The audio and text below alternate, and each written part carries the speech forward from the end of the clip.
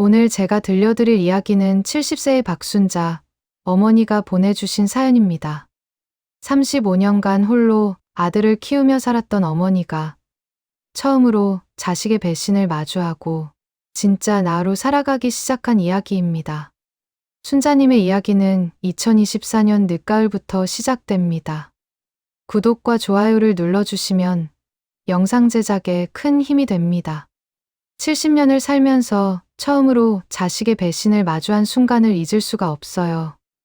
병원 복도를 휠체어로 이동하는데 아들이 제게 물었거든요.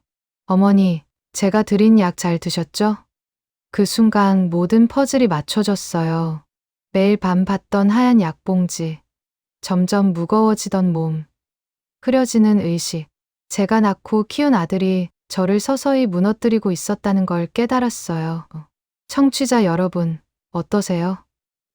벌써 가슴이 먹먹해지시죠?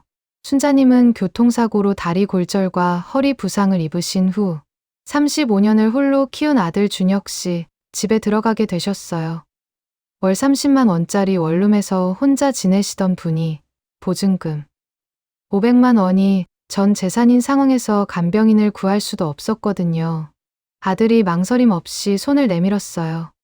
김밥집과 찜질방 청소를 전전하며 홀로 키운 외아들이었는데 이제는 중견기업 과장이 되어 강남의 32평 아파트에서 살고 있었거든요. 새벽 4시에 일어나 김밥을 말던 시절이 엊그제 같은데 말이에요. 하지만 아들의 집은 순자님에게는 낯선 세계였습니다. 이탈리아산 가죽 소파, 75인치 텔레비전, 대리석 식탁, 벽면 가족 사진들 속에서 저는 한 장도 찾을 수 없었어요.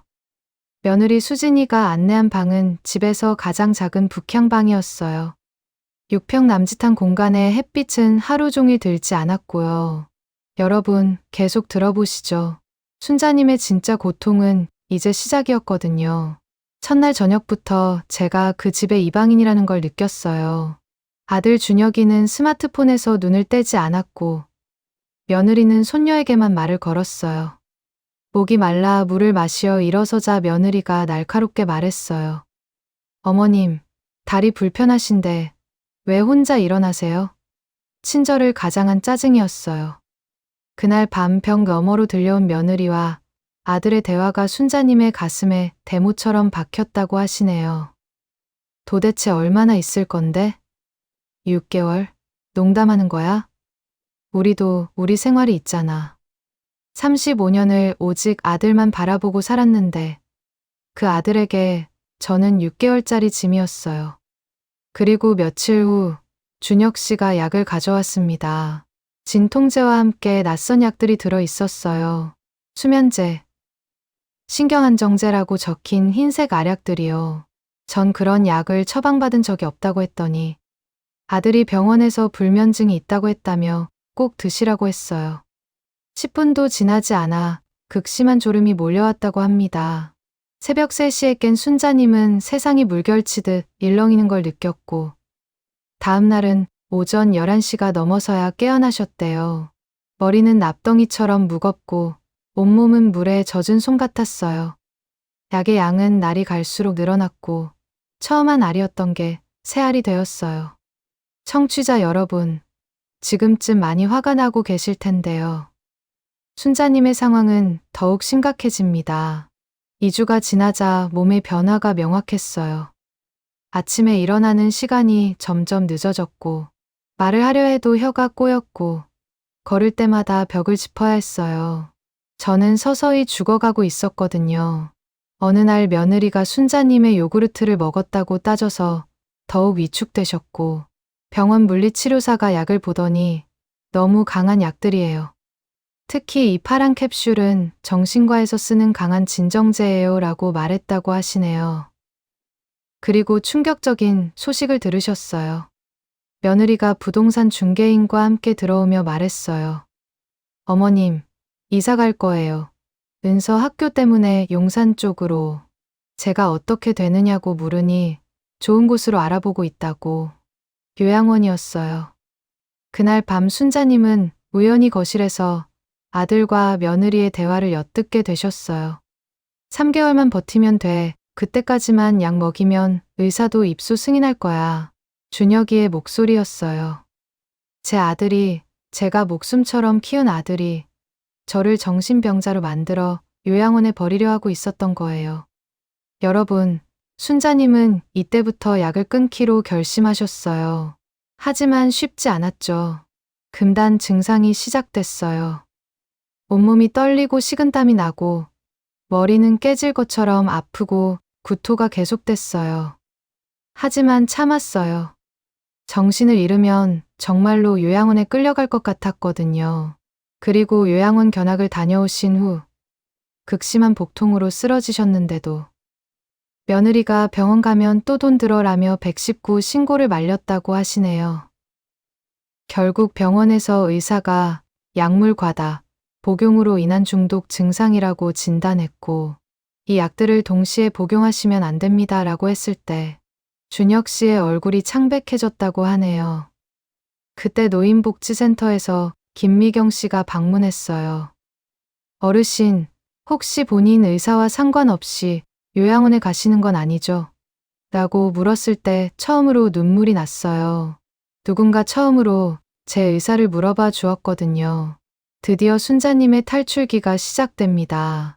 새벽 4시 결심을 굳히신 순자님은 조용히 일어나서 작은 가방에 필수품만 넣었어요. 통장과 신분증, 옷 2벌, 그리고 물리치료사 지원이가 준 쉼터 연락처. 현관문을 조용히 열고 나왔는데 아들 내외가 소리를 듣고선 아파트 앞 편의점까지 쫓아왔다고 합니다. 하지만 새벽 이른 시간 맨발로 뛰쳐나온 노인을 이상하게 생각한 편의점 아르바이트생이 112에 신고를 했고 곧이어 경찰관이 편의점 앞에 도착했다고 합니다. 경찰관이 어르신, 성함이 어떻게 되세요? 라고 물었을 때 정확하게 대답했어요. 오늘 날짜와 요일, 현재 위치도 모두 맞췄죠. 경찰관들이 아들 준혁이를 의심스럽게 바라보기 시작했어요.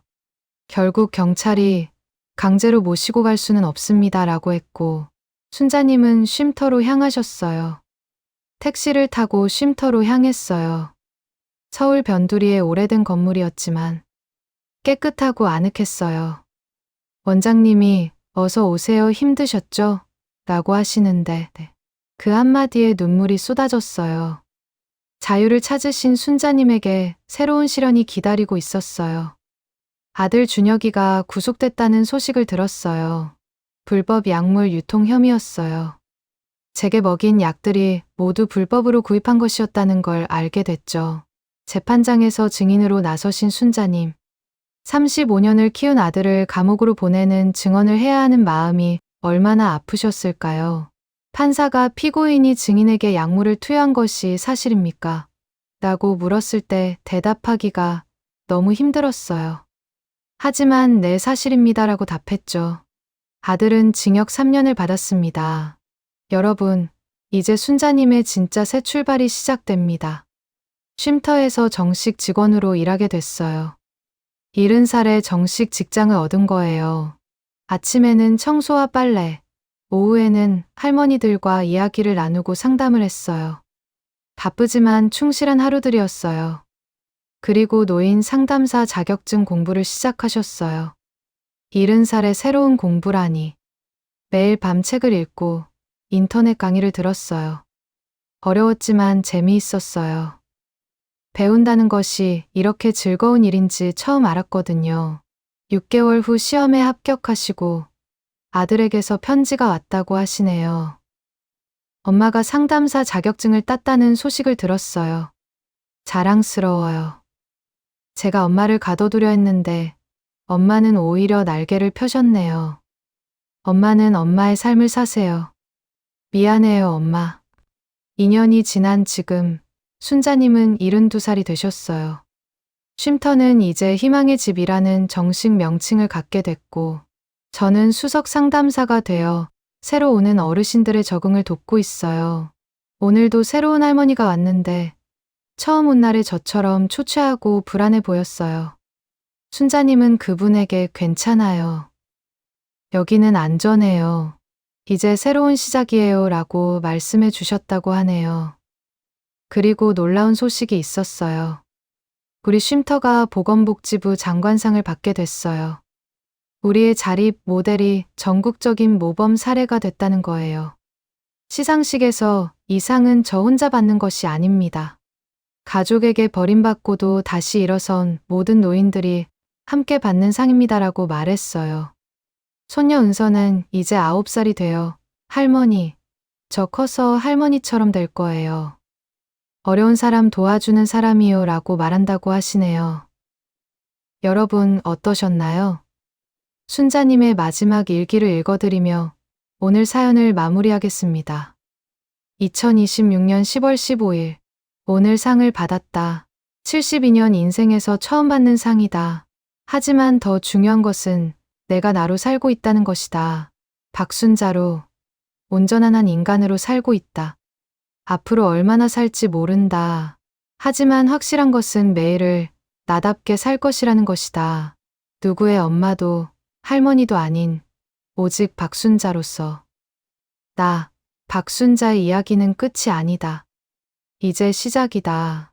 72살의 시작. 얼마나 멋진 일인가. 청취자 여러분, 순자님은 이렇게 말씀하고 계세요. 나이는 숫자일 뿐입니다. 몇 살이든 어떤 상황이든 다시 시작할 수 있어요. 오늘 밤 이 사연을 들으시며 힘든 시간을 보내고 계신 모든 분들께 순자님의 용기가 전해지기를 바랍니다. 그럼 오늘 밤은 여기서 마무리하겠습니다. 내일 밤에도 여러분의 마음을 따뜻하게 해줄 또 다른 사연으로 찾아뵐게요. 안녕히 주무세요.